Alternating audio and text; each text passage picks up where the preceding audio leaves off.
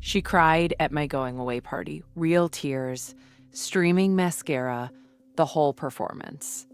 And every person in that room believed her except me, because I knew those tears weren't grief. They were relief. Nadia and I started at Bellmark Consulting. The same year, the same orientation cohort, the same windowless office they stuck junior associates in before anyone knew our names. We used to eat lunch at the same bench outside the parking garage because neither of us could afford the restaurants near the office. She'd split her sandwich with me when I forgot mine. I'd cover her reports when her migraines hit. That was the kind of friendship it was. Small kindnesses stacked over 6 years until they felt load-bearing. Until you stopped questioning whether the foundation was solid because it had held so long. Nadia was warm, funny, disarmingly honest about her own insecurities. She'd tell you she felt like a fraud before a client meeting, and you'd spend 10 minutes reassuring her, and she'd walk in and absolutely nail the pitch. I admired that about her. I thought the vulnerability was real.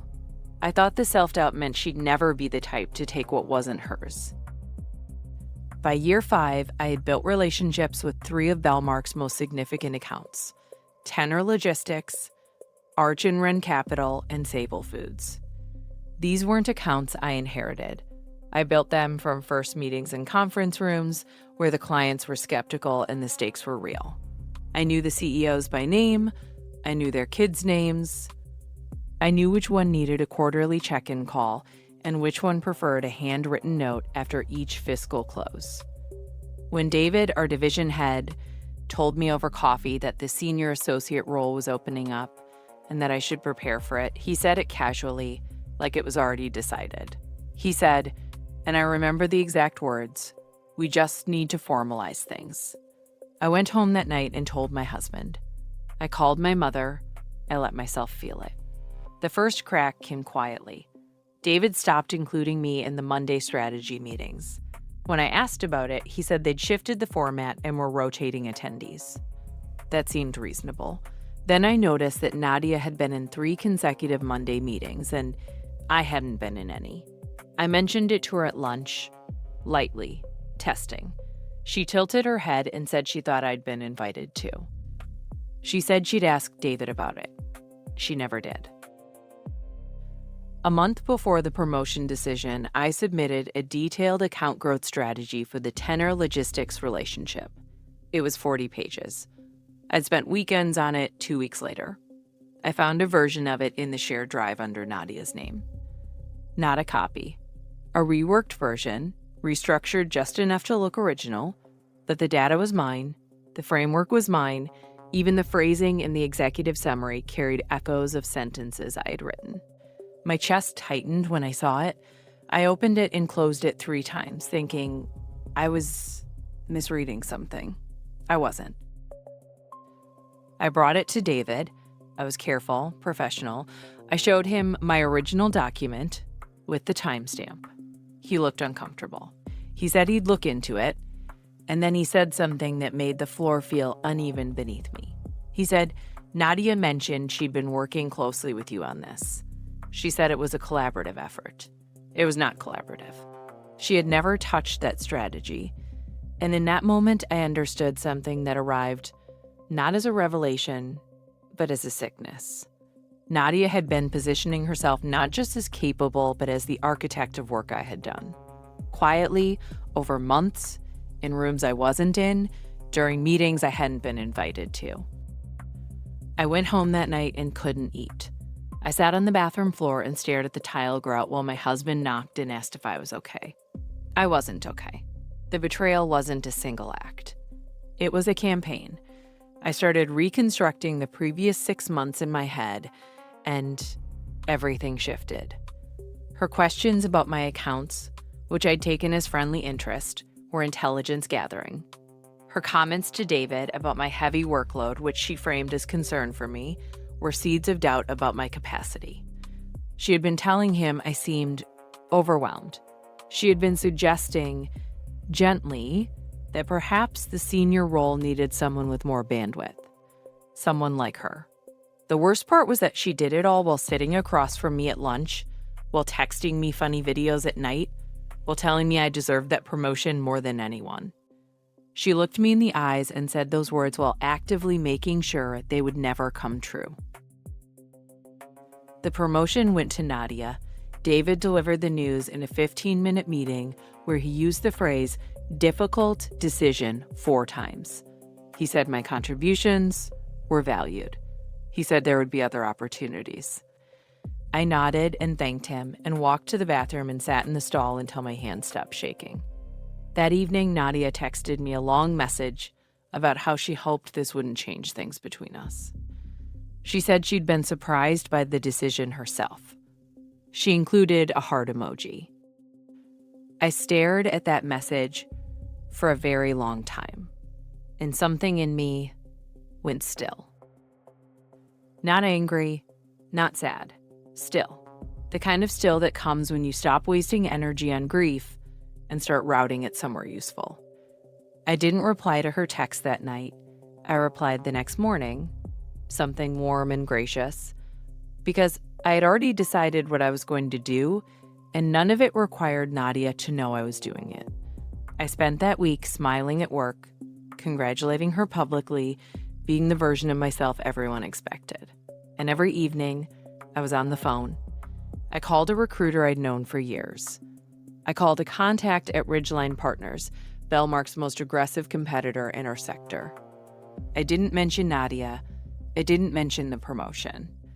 I simply told them I was exploring new opportunities and that I was bringing 6 years of deep client relationships with me. Ridgeline made me an offer within 2 weeks. Senior associate title, a 15% salary increase, and a 90-day transition period that would begin the moment I gave notice. I gave my 2 weeks on a Tuesday morning. David looked stunned. Nadia looked something else entirely, something that flickered behind her eyes before the performance kicked in. Concern. Support. Sadness. She organized the going away party. She gave a toast about how much she'd miss me. She cried. My first week at Ridgeline, I did nothing dramatic. I learned the systems, met the team, attended the onboarding sessions like any new hire. I was patient because patience was the point. I wasn't acting out of rage. I was executing a plan that required timing. On day 23, I called Jonathan Tenner, not to poach him, just to catch up. We'd had a genuine relationship for 4 years. He asked where I'd landed. I told him. He said he'd been unhappy with his new point of contact at Bellmark. That was all he needed to say. I mentioned that Ridgeline offered similar services with a more hands-on approach, and that I'd be personally overseeing the account. He asked me to send a proposal. On day 41, I had lunch with Catherine Wren from Arch and Wren Capital. Same approach, no hard sell, no mudslinging. Just presence, warmth, and the implicit promise that the person who understood their business best was now somewhere else.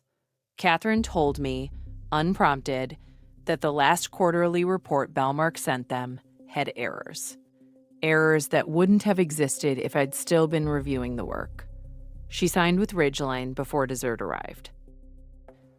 I had saved the most important call for last, and I hadn't made it yet. Sable Foods was Bellmark's crown jewel, the single largest account in the division. I had brought them in during year 2. Personally, after 6 months of relationship building with their CFO, a woman named Diane who trusted me because I had once flagged a billing discrepancy that saved her department $200,000. Diane didn't care about companies. She cared about people, and the person she cared about had just moved to Ridgeline. I waited until day 87. I didn't call Diane. I sent her a handwritten note, the kind she preferred, mentioning that I'd love to reconnect. She called me the next day. The conversation lasted 11 minutes. She asked one question that mattered. Will you personally handle our account? I said yes.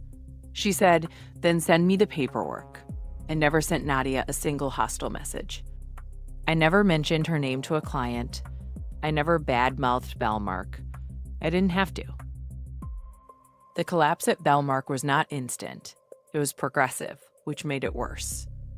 Losing Tenor Logistics was a blow. David called an emergency meeting. Nadia, now the senior associate responsible for client retention, was asked to explain what happened. She couldn't because she had never truly understood the Tenor relationship. She'd only ever read my notes about it. When Arch and Ren followed, the whispers started. People began asking questions. How had two major accounts left within weeks of each other? The answers all pointed in the same direction, toward the door I'd walked out of. Nadia's new title suddenly looked less like a promotion and more like a liability. She was the senior associate who presided over the division's worst client exodus in a decade. Then, Sable Foods sent their termination letter. David called Nadia into his office and closed the door. I heard about it from a former colleague who still texted me. She said Nadia came out of that meeting looking like she'd been hollowed out. Within a month, David restructured the division. Nadia was moved to an internal operations role with no client-facing responsibilities. The title remained on paper, but the substance of it had been gutted. She kept her job. She lost everything that made it matter. She sent me a message about 3 months after Sable left Belmark. It was long and raw, and I could tell she had been drinking when she wrote it. She said she didn't understand what had happened. She said she felt like she was being punished for something, and she didn't know what. She said she missed me. I read it twice. I thought about the 40-page strategy document with her name on it. I thought about the Monday meetings. I thought about her whispering to David that I seemed overwhelmed while smiling at me across the lunch table. I thought about her crying at my going-away party, real tears from a person who had already taken everything she wanted from me and was weeping only because she knew, somewhere beneath the performance, that the taking had a cost she hadn't calculated. I didn't respond to her message. Not out of cruelty, out of completion. There was nothing left to say. I still have that handwritten note Diane sent me after the transition was finalized. It sits on my desk at Ridgeline, next to a photo of the bench outside the parking garage, where Nadia and I used to share sandwiches. I keep both. I think it's important to remember what things looked like before you understood what they actually were.